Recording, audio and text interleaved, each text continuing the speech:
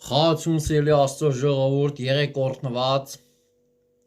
Քրիստոս հայրյավ իմերելոց, օրհնյալ է Տիրոջ հարությունը ժողովուրդ ջան։ Նայեք, մի հրաշալի տեղ Մատթեոսի ավետարան 28-րդ գլխում ասում է եւ շաբաթ իրիկունը, որ միաշաբաթի լուսանում Մարիամ Մագդաղենացին եկավ եւ մյուս Մարիամը գերեզմանը տեսնելու եւ ահա մեծ երկրաշարժ եղավ, որտեւ Տիրոջ ռեշտակ երկնքից իջավ, գնաց դռներից այն քարը հեռու թավալեց եւ նրա վրա նստեց եւ նրա կերպարանքը փայլակի պես եւ նրա ակուստը ձյունի սպիտակի պես եւ նրա ահիցը պահապանները շփոթվեցան եւ ամենը մեռելի նման եղան եւ ռեշտակը պատասխանեց եւ ասեց մի վախենակ, դուք գիտեն, որ խաչված Հիսուսին եք որոնում, այստեղ չի, որտեվ հարություն առավ, ինչպես ասեց։ Եկեք տեսեք եւ եկան տեսան, որ այնտեղ չէր, այլ հարություն էր առել։ Փառք քեզ Տեր Հիսուս ջան։ Ժողովուրդ ջան։ Ովքեր որ Տիրոջը հավատացին, ովքեր որ Տիրոջը սիրեցին, ովքեր որ Տիրոջը նվիրվեցին, վստահեցին, նրանք էլ եկան Տիրոջ գերեզմանը։ Նրանք էլ եկան սկսեցին փնտրել Քրիստոսին։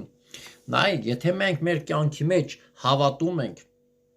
վստահում ենք, սիրում ենք, ապավինում ենք Քրիստոսին եւ գիտենք, որ ինքն է միակ կատարյալ հույսը, մեր փրկիչը, մեր Տերը, մեր զորհնողն ու ողորմածողը, ներողը, փրկողը, մենք սկսում ենք հետևել նրան, մենք սկսում ենք փնտրել նրան, մենք սկսում ենք սիրել ու գնալ նրա ճանապարհից, բայց եւ մեր առաջ եղած ամեն մի բարդությունը, դժվարությունը, քարը, ժառը,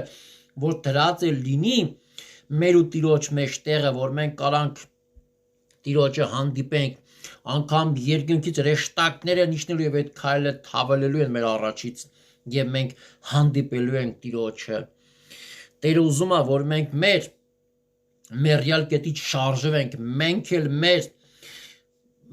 մեղքի մահի այն խավարի միջից շարժվենք դեպի Քրիստոսը։ Տիրոջ հետ մենք էլ մեր կյանքն հետ հարություն առած ապրենք այս աշխարհի վրա, հասկանում եք։